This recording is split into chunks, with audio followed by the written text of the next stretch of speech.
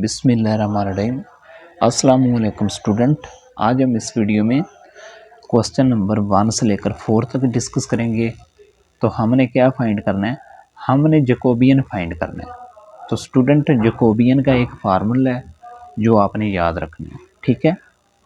तो question number 1 में given हमारे पास क्या है, x इक्वल है u प्लस 4v के और y इक्वल है 3u माइनस 5v के।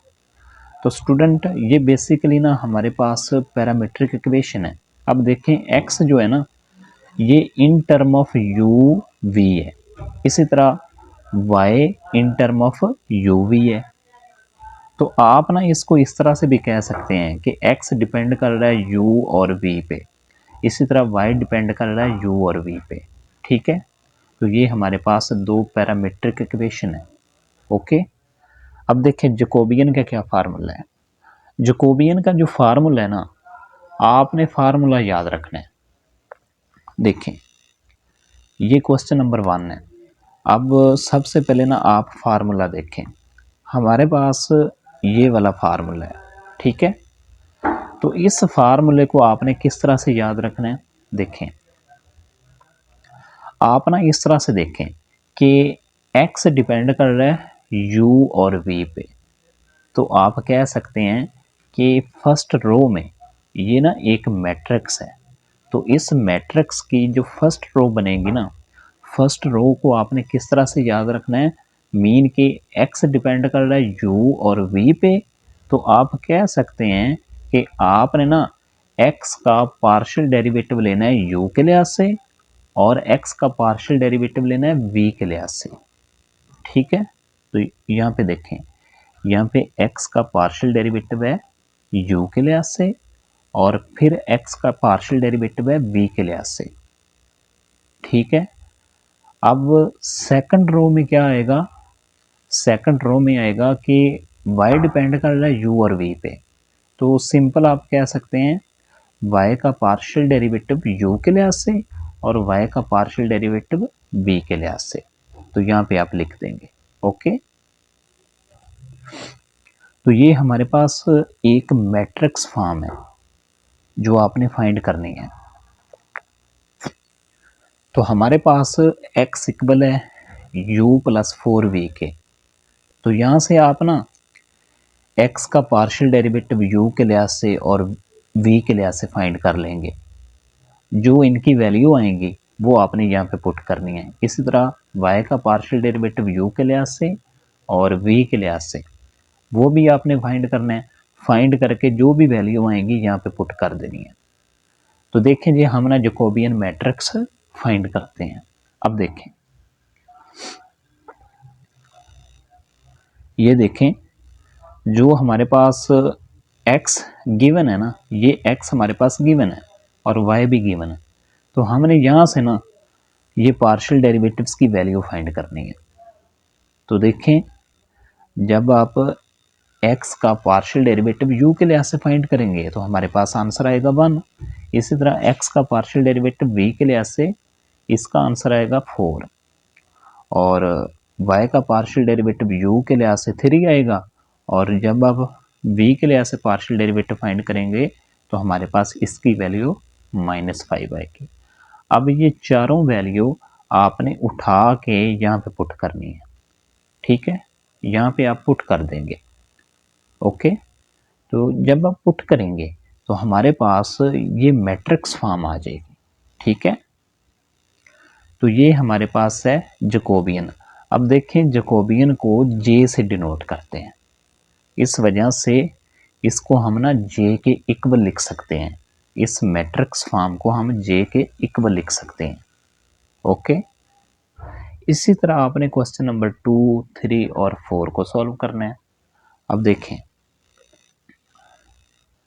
हमारे पास x की वैल्यू गिवन है।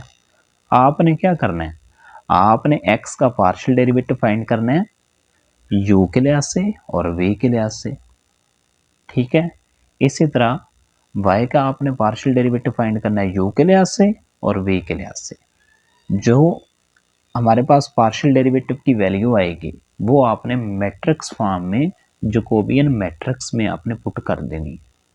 तो ये चारों वैल्यू आपने फाइंड कर ली।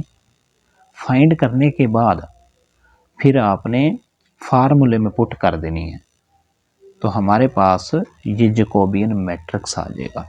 ओके, ये सिंपल सा है, इसमें कोई भी चीज़ मुश्किल नहीं है। आप इजीली पार्शियल डेरिवेटिव की वैल्यू फाइंड कर सकते हैं। फाइंड करने के बाद आपने जस्ट वैल्यूज़ पुट करनी है, जो फार्मूला मैंने आपको बताया है ऊपर। ओके, इसी तरह देखें क्वेश्चन नंबर 3। क्वेश्चन नंबर 3 में x इक्वल है sine U plus cos we.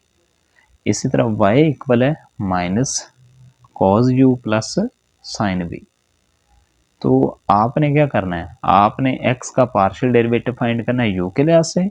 जब आप x का पार्शियल डेरिवेटिव u के लिहाज से फाइंड करेंगे तो हमारे पास आंसर आएगा कॉज u। इसी तरह x का पार्शियल डेरिवेटिव जब आप v के लिहाज से फाइंड करेंगे तो हमारे पास आएगा माइनस साइन v। और सेम आपने y का पार्शियल डेरिवेटिव फाइंड करना है u के लिहाज से और v के लिहाज से। तो इनकी वैल्यू हमारे पास ये वाली आएगी, साइन यू और कॉस बी। अब ये वैल्यू उठा के आपने फार्मूले में पुट करनी है। पुट कर देंगे तो हमारे पास जैकोबियन मैट्रिक्स आ जाएगा। तो ये हमारे पास है जैकोबियन मैट्रिक्स। ठीक है, इसी तरह क्वेश्चन नंबर 4 है। तो क्वेश्चन नंबर 4 में x हमारे पास है 2u over U square plus V square. अब यहाँ पे ना क्वोशिएंट रूल लगेगा, यानी कि जब हम डेरिवेटिव फाइंड करेंगे ना तो क्वोशिएंट रूल लगेगा।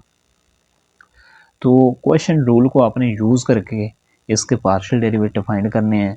यानी कि जब x के लिहाज से x का पार्शियल डेरिवेटिव फाइंड करेंगे ना u के लिहाज से, तो हमारे पास क्वोशिएंट रूल अप्लाई होगा।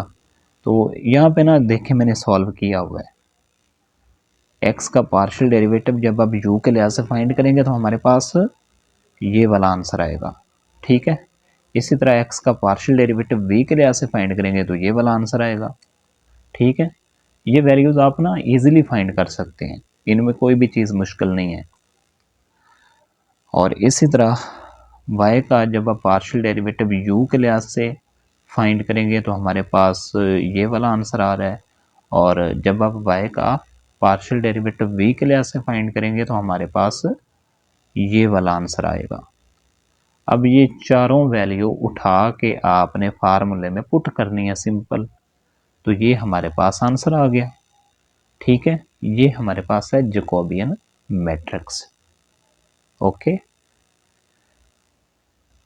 तो क्वेश्चन नंबर 1 के लिए जो जैकोबियन मैट्रिक्स बनी है वो ये वाली है। ठीक है, इसी तरह जैकोबियन मैट्रिक्स क्वेश्चन नंबर 2 में ये वाली बनी। और क्वेश्चन नंबर 3 को जब आपने सॉल्व किया तो ये वाला जैकोबियन मैट्रिक्स बना। ठीक है, इसी तरह क्वेश्चन नंबर 4 के लिए ये वाली जैकोबियन मैट्रिक्स की फॉर्म है। ठीक है, तो स्टूडेंट अगर आपको हमारी वीडियो अच्छी लगी है तो वीडियो को लाइक करें और चैनल को लाजमी सब्सक्राइब करें। Thank you for watching. अल्लाह हाफिज़।